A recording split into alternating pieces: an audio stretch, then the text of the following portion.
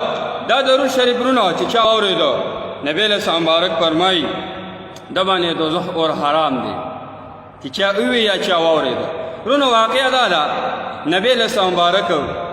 مسجد نبوي کې ناست دی، یو بانډسي راغلی، یو کس راغلی، وایي د الله رسوله وایي ما سره دا لوښی دی، په دې کې یو مایع دی، مایع مچ دی، دا مایع د 3 ورځو نه باندې دی، اور پې کار نه کوي، اور پې کار نه کوي، زه پخومه نه پخېږي. نبی علیہ السلام مبارک ته مخې ته کېښودو او ورته د الله رسوله په خپله ورسره خبرې وکړه. وروڼو نبی علیہ السلام مبارک سره بهر څیز خبرې کولې، هغه مړ مایع دی لګیا شو د الله رسوله د الله په حکم باندې. وایي زه په دریاب کې ومه، یو کس رالی د دریاب په غاړه ولاړ یو درود شریف یې ویلی دی، ما اورېدلی زما په غوږونو باندې لګېدلی دی، ما باندې اور کار نه کوي، ما باندې اور کار نه کوي، زه نه پخېږم.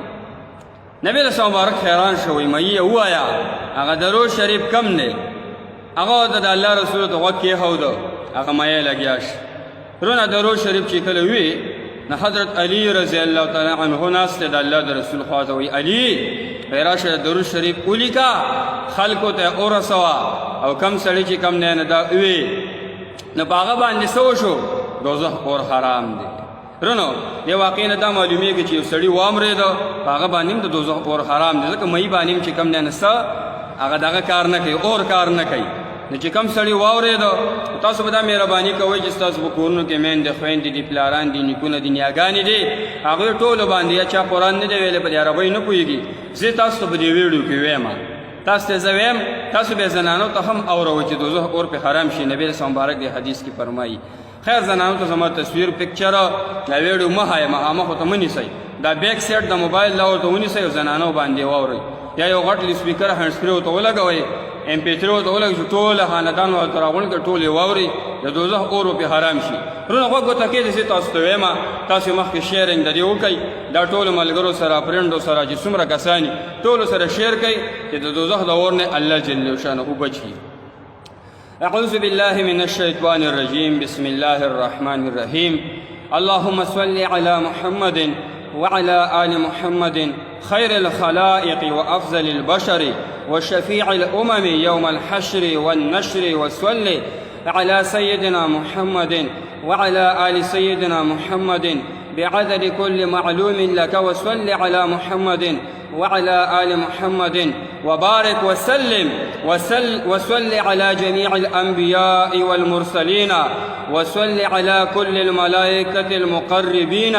وعلى عباد الله الصالحين، وسلم تسليما كثيرا كثيرا برحمتك وبفضلك وبكرمك يا أكرم الأكرمين، برحمتك يا أرحم الراحمين، يا قديم يا دائم يا حي يا قيوم يا وتر يا أحد يا صمد يا من لم يلد ولم يولد ولم يكن له كفوا أحد. رونو دا درود شریف په زنانو په نارینو په ټولو باندې واورئ، په خپلو ماشومانو هم واورئ، خو ستاسو په دا مهرباني دا ویډیو مخکې شیر کړئ. زه اکثر د دې په تمه یم چې ویډیو ورکړم چې څونه ملګرو شیر کړه، ما ته خو راځي موبایل کې موږ ته شو کېږي، نو چې کوم ملګرو شیر کړي زموږ د زړه نه ورته دعا وکړي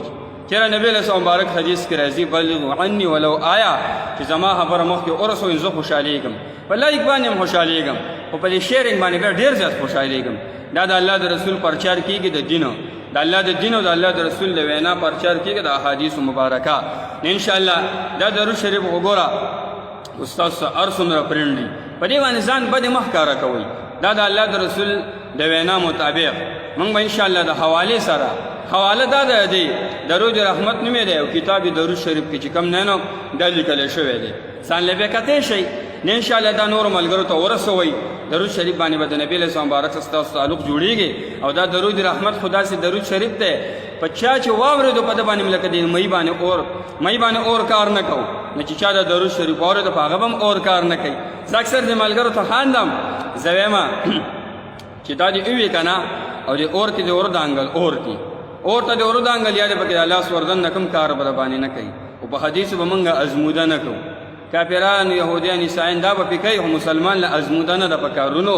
خو انشاءالله دا درود شریف مخکې شیر کوي ما درته ومې زما دا وینا خیال دی خیر دی په ټولو باندې واورئ انشاءالله درود شریف د دې د رحمت د وجې نه د دې د برکت د وجې نه دوزخ اور چې په سړي باندې حرام شي څومره غټه خبره ده